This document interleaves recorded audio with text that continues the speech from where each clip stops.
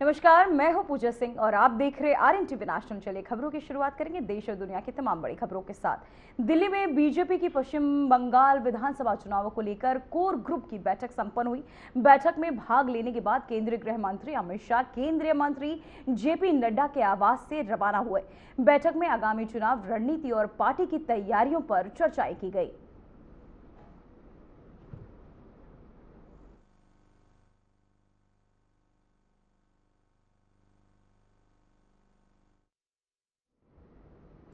तो वहीं लोकसभा अध्यक्ष ओम बिरला ने सदन में कहा कि स्वतंत्र भारत की संसदीय इतिहास में ये तीसरी बार है जब उनके खिलाफ अविश्वास प्रस्ताव पर चर्चा हो रही है। उन्होंने कहा कि पिछले 2 दिनों में सभी सदस्यों ने अपने विचार और चिंताएं प्रस्तुत की। ओम बिरला ने बताया कि सदन में 14 लाख नागरिकों की इच्छा का प्रतिनिधित्व करता है और हर सदस्य जनता की समस्याओं की अपेक्षाओं को लेकर आया है। उन्होंने सदन की कार्यवाही को निष्पक्ष, अनुशासित और नियमों के अनुसार संचालित करने का प्रयास बताया। उन्होंने ये भी कहा कि अपने पूर्ववर्तियों की तरह उन्होंने सदन की गरिमा और परंपराओं को बनाए रखने का प्रयास किया है और सदन द्वारा व्यक्त किए गए विश्वास को अपने दायित्व के रूप में निभाएंगे। भारत के संसदीय इतिहास में तीसरी बार लोकसभा अध्यक्ष के विरुद्ध अविश्वास के प्रस्ताव के संकल्प पर सदन में 2 दिन माननीय सदस्यों ने 12 घंटे से अधिक चर्चा रही। सर, मैंने रेजोल्यूशन मूव किया था, मुझे बोलने को नहीं मिला सर। और सबसे अधिक चर्चा रही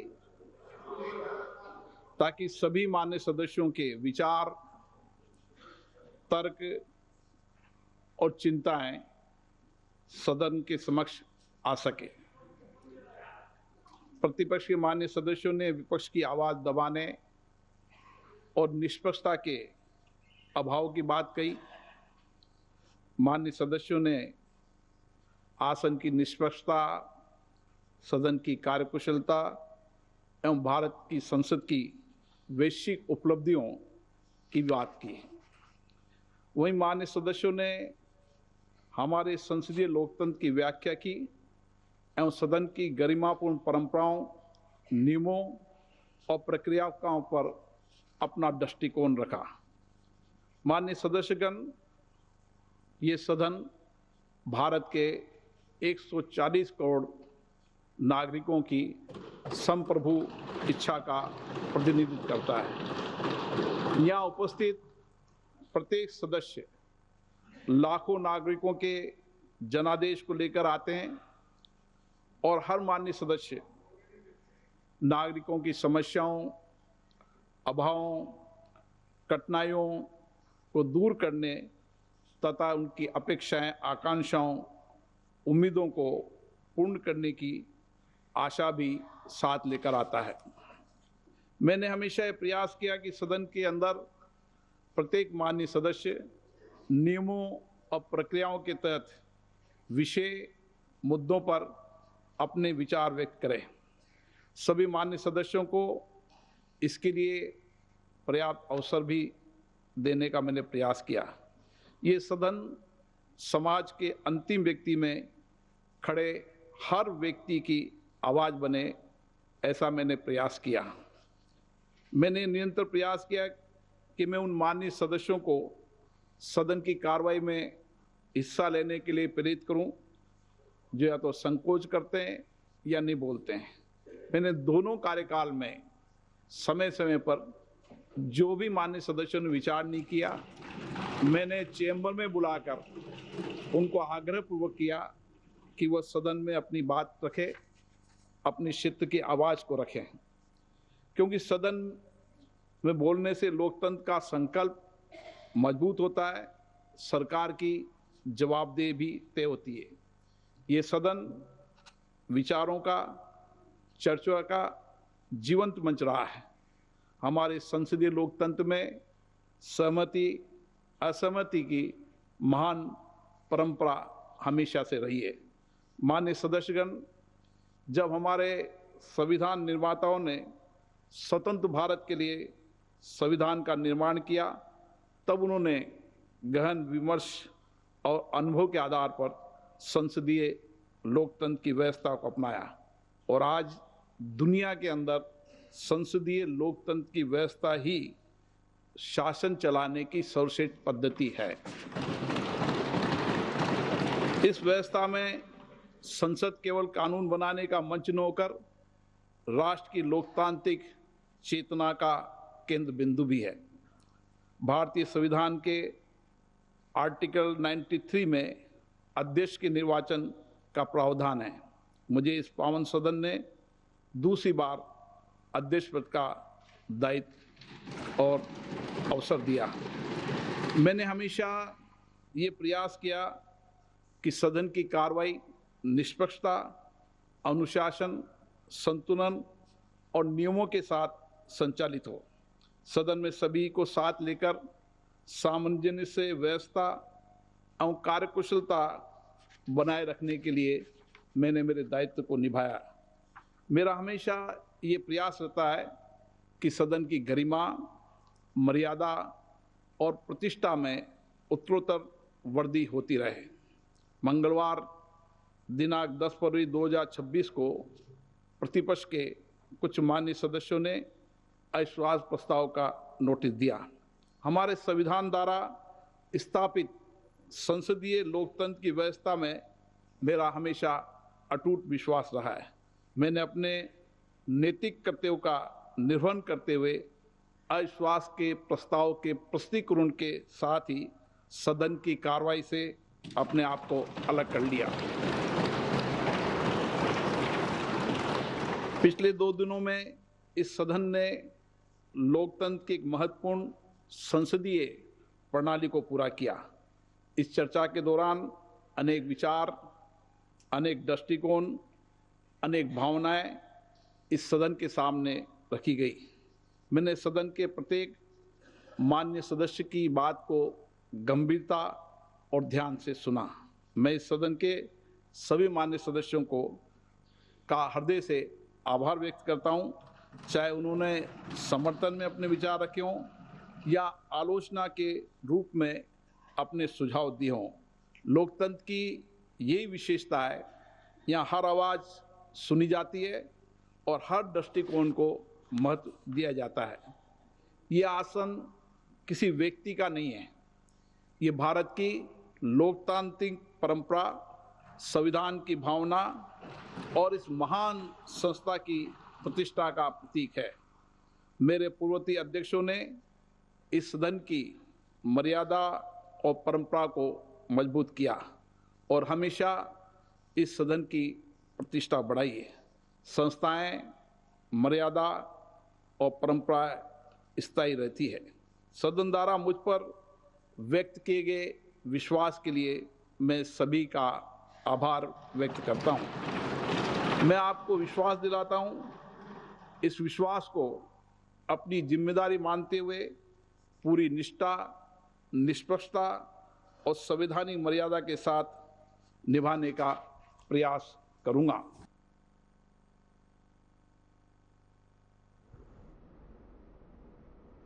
तो वहीं केंद्रीय मंत्री जेपी नड्डा ने राज्यसभा में कहा कि जम्मू और कश्मीर के पूर्व मुख्यमंत्री फारूक अब्दुल्ला पर कल रात एक शादी समारोह में हुए जानलेवा हमले का मामला गंभीर है। नड्डा ने कहा कि सरकार पूरी जांच करेगी और फारूक अब्दुल्ला की सुरक्षा सुनिश्चित की जाएगी। उन्होंने इस घटना की कड़ी निंदा करते हुए कहा कि किसी भी तरह के हिंसक कृत्य को बर्दाश्त नहीं किया जाएगा। इस बयान के बाद संसद में सुरक्षा और कानून व्यवस्था पर बहस जारी रही। कल जो रात घटना घटी है, जम्मू कश्मीर के वरिष्ठ नेता और देश के भी वरिष्ठ नेता श्रीमान फारूक अब्दुल्ला जी, जो कई बार मुख्यमंत्री रहे, उन पर जानलेवा हमला हुआ। ये बहुत ही चिंता का विषय है और ये बहुत ही गंभीर मामला है। भारत सरकार इस बारे में बहुत गंभीर है और मैं भारत सरकार की ओर से इस बात का विश्वास दिलाता हूं कि जितनी भी इसमें इंक्वायरी की आवश्यकता होगी वो पूरी की जाएगी और जो दोषी है, जिसे पकड़ लिया गया है, उसके मंसूबों को भी बहुत गहराई से उसकी जानकारी ली जाएगी और इस तरह की घटना दोबारा न हो, क्योंकि भारत सरकार हर नागरिक के जीवन की चिंता करती है और वरिष्ठ नेता फारूक अब्दुल्ला जी के जीवन की रक्षा के दृष्टि से जो आवश्यक विषय होगा वो जरूर किया जाएगा। ये मैं सरकार की तरफ से विश्वास रखता हूं। तो वहीं मां पाटेश्वरी विश्वविद्यालय एवं स्वासी राज्य चिकित्सा महाविद्यालय का निरीक्षण करने आए मुख्यमंत्री योगी आदित्यनाथ ने तुलसीपुर शक्तिपीठ देवी पाटन मंदिर में गुरुवार सुबह देवी के चरण पखारे। बुधवार की शाम मंदिर पहुंचे सीएम ने आपको बता दें रात में विश्राम के बाद गुरुवार सुबह गर्भगृह में मां पाटेश्वरी की विधि विधान के साथ पूजा अर्चना की। देवी पूजन के बाद शक्तिपीठ देवी पाटन मंदिर के पीठाधीश्वर महंत मिथिलेश नाथ योगी के साथ मंदिर परिसर का भ्रमण भी किया।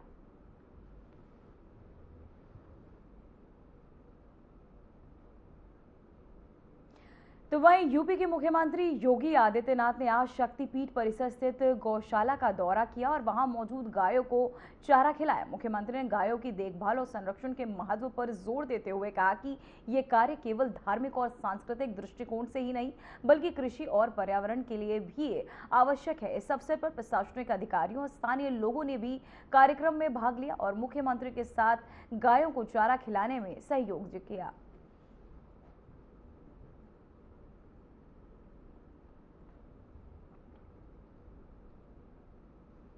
तो वहीं लोकसभा में आज विपक्ष नेता राहुल गांधी को चाय की चुस्की लेते देखा गया। इस बीच विपक्षी सांसदों ने संसद में घरेलू गैस की किल्लत कमी के खिलाफ जोरदार विरोध प्रदर्शन किया।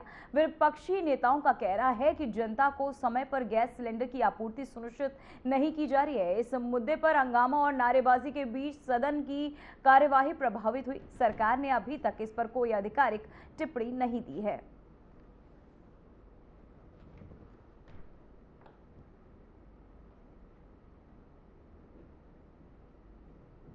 तो वहीं उत्तराखंड में मध्य पूर्व में चल रहे संघर्ष का असर अब गैस आपूर्ति पर भी दिखने को मिल रहा है। राज्य में व्यावसायिक एलपीजी गैस सिलेंडरों की सप्लाई प्रभावित होने से होटल, रेस्टोरेंट और ढाबा संचालकों को दिक्कत हो रही। 11 मार्च 2026 तक कई एजेंसियों में कमर्शियल सिलेंडरों का स्टॉक लगभग खत्म हो गया, जिससे व्यवसायियों में चिंता बढ़ गई। मुख्यमंत्री पुष्कर सिंह धामी ने अधिकारियों के साथ समीक्षा बैठक कर स्थिति की निगरानी सुनिश्चित की। उन्होंने कहा कि राज्य में गैस आपूर्ति पूरी तरह नियंत्रण में है और लोगों को घबराने की जरूरत नहीं।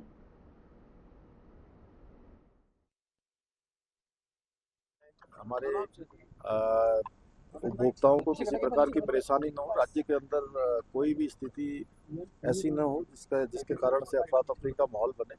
कहीं कोई दिक्कत नहीं है। कल मैंने मुख्य सचिव से कहा था, उन्होंने अपने स्तर पर इसकी पूरी एक बैठक कर ली, सारी समीक्षा कर ली है। राज्य में सभी स्थितियां नियंत्रण में हैं और ये एक किसी राज्य की या एक देश की चुनौती नहीं है। इस समय पूरे विश्व के अंदर जो हालात हैं, लेकिन उसके बावजूद भी हमारे देश में हमारे प्रधानमंत्री आदरणीय श्री नरेंद्र मोदी जी के नेतृत्व वाले सरकार ने सभी व्यवस्थाएं सुनिश्चित की हैं और यहाँ पर कालाबाजारी न हो, हमारे उपभोक्ताओं को कोई परेशानी न हो। हर तो वह केंद्रीय कृषि मंत्री शिवराज सिंह चौहान ने कहा, प्रधानमंत्री नरेंद्र मोदी के नेतृत्व में पिछले 12 सालों में कृषि के क्षेत्र में अभूतपूर्व प्रगति हुई है। हम जानते हैं एक जमाना था जब भारत अपनी गेहूं की आवश्यकता के लिए PL 480 जैसे लाल गेहूं जनता को खिलाता था। आज मुझे बताते हुए प्रसन्नता है कि किसानों की मेहनत और सरकार की नीतियों ने देश में अन्न के भंडार भर दिए हैं। चावल के उत्पादन में 150 मिलियन टन के साथ भारत चीन को पीछे छोड़कर दुनिया में नंबर 1 पर आ गया है। संपूर्ण खाद्यान्न 2014 से 262 मिलियन टन उत्पादन को और बढ़कर 375 मिलियन टन हो गया है। प्रधानमंत्री श्रीमान नरेंद्र मोदी जी के नेतृत्व में पिछले 12 वर्षों में कृषि के क्षेत्र में अभूतपूर्व प्रगति हुई है। हम जानते हैं एक जमाना था तब भारत अपने गेहूं की आवश्यकता के लिए भी PL 480 जैसा लाल गेहूं मंगा के अपने देश की जनता को खिलाता था। लेकिन आज मुझे बताते हुए प्रसन्नता है कि किसानों की मेहनत और सरकार की नीतियों ने देश के अन्न के भंडार भर दिए हैं। चावल के उत्पादन में 150 मिलियन टन के साथ भारत चीन को पीछे छोड़कर दुनिया में नंबर 1 पर आ गया है। संपूर्ण खाद्यान्न अगर हम देखें तो 2014 तक 252 मिलियन टन उत्पादन था, वह बढ़ के 357 मिलियन टन हो गया है। बागवानी फसलों में भी उत्पादन में अभूतपूर्व वृद्धि हुई है। फलों का, सब्जियों का क्षेत्र, उत्पादन और उत्पादकता तीनों लगातार बढ़ रही है।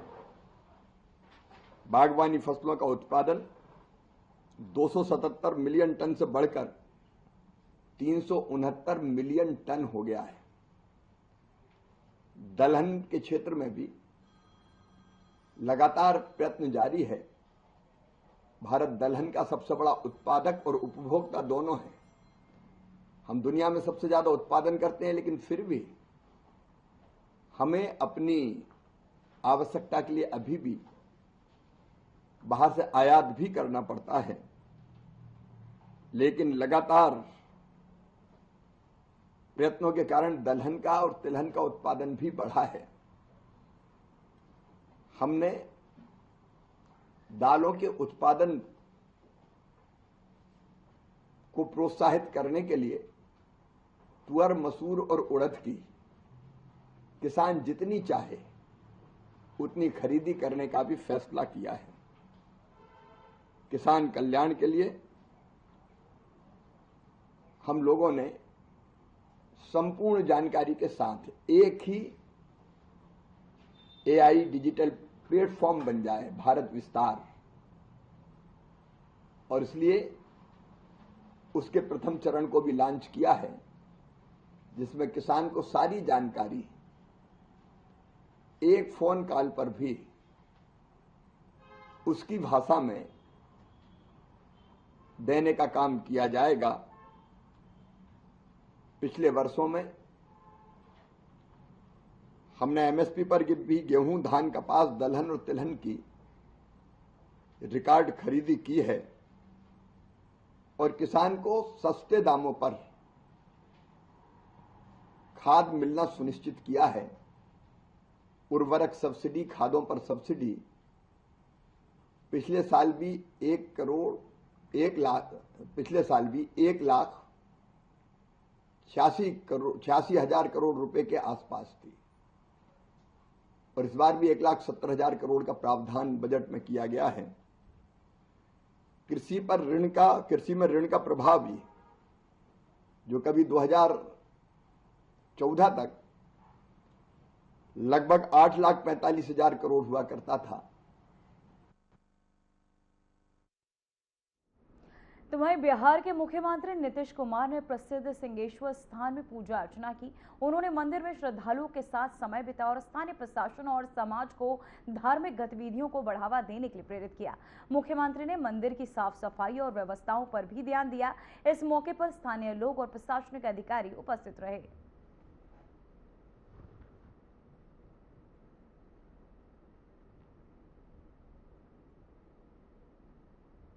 तो वहीं पश्चिम बंगाल के मुख्यमंत्री ममता बनर्जी ने आज कोलकाता में आयोजित शपथ ग्रहण समारोह में राज्य के नए गवर्नर आर.एन. रवि का स्वागत किया।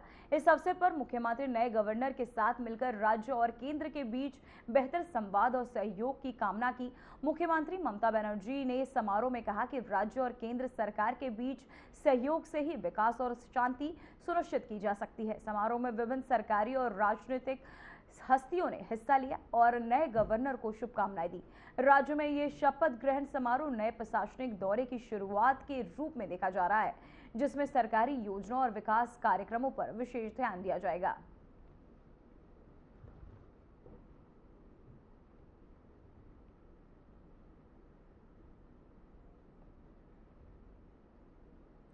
तो वहीं गोवा के मुख्यमंत्री प्रमोद सावंत ने आज पुराने सचिवालय में आयोजित कार्यक्रम में पूर्व मुख्यमंत्री भाऊ साहेब बंदोकर की जयंती पर उन्हें श्रद्धांजलि अर्पित की।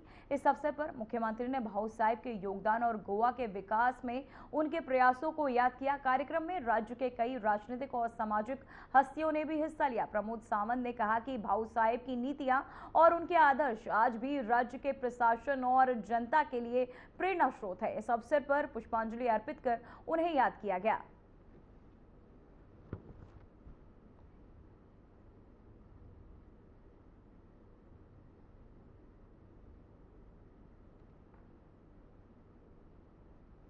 तो वहीं लाइबेरिया के झंडे वाला टैंकर जहाज शेनलोंग मुंबई पोर्ट के पास भारतीय समुद्री सीमा में प्रवेश कर गया। जहाज का कैप्टन भारतीय है और इसमें सऊदी अरब से रास तनूरा पोर्ट में लाया गया कच्चा तेल भरा हुआ है। ये घटना भारतीय समुद्री सुरक्षा और तेल आयात की निगरानी के लिए महत्वपूर्ण है।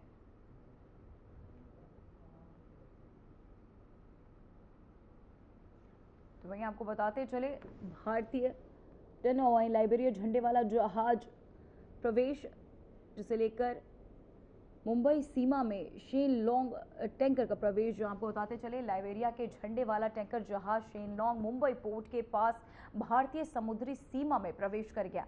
जहाज का कैप्टन भारतीय है और इसमें सऊदी अरब से रास तनूरा पोर्ट से लाया गया कच्चा तेल भरा हुआ है।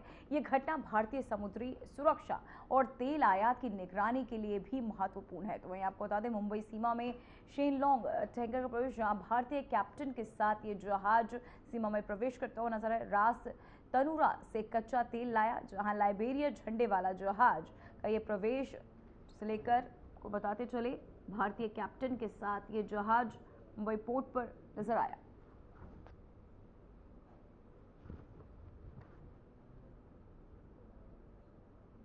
तो वहीं हिमाचल प्रदेश के ट्राइबल जिला लाहौल स्पीति की ऊंची चोटियों पर आज सुबह के वक्त ताजा हिमपात हुआ।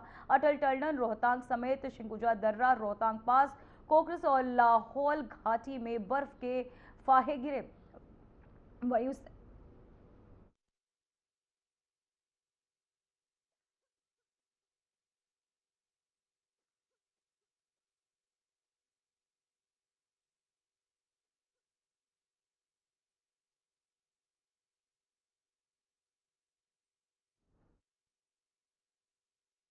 आपको बताते चले हिमाचल प्रदेश के ट्राइबल जिला लाहौल स्पीति की ऊंची चोटियों पर आज सुबह के वक्त ताजा हिमपात हुआ। अटल टनल रोहतांग समेत शिकुंजा दर्रा, रोहतांग पास, कोकस और लाहौल घाटी में बर्फ के पहाड़े गिरे। साथ ही से ऊंचे क्षेत्रों में तापमान में गिरावट दर्ज की गई।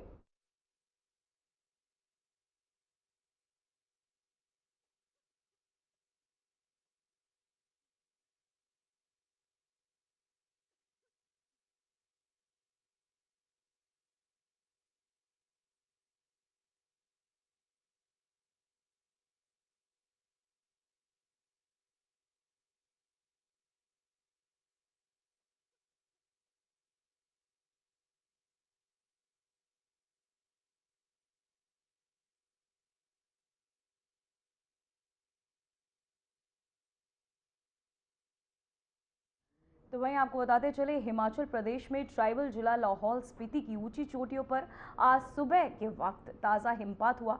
अटल टनल रोहतांग समेत शिकुंजा दर्रा, रोहतांग पास, कोकस और लाहौल घाटी में बर्फ के फाहे गिरे। इससे ऊंचे क्षेत्रों के तापमान में गिरावट दर्ज की गई। मनाली समेत कुल्लू की सैज वैली में भी दोपहर 12 बजे के बाद हल्की बारिश हुई।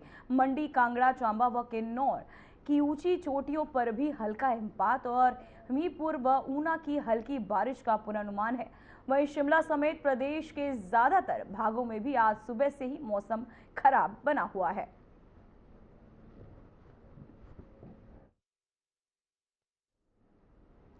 फिलहाल बुलेटिन में इतना ही। देखते रहिए आरएन टीवी नेशनल। मुझे दीजिए इजाजत। नमस्कार।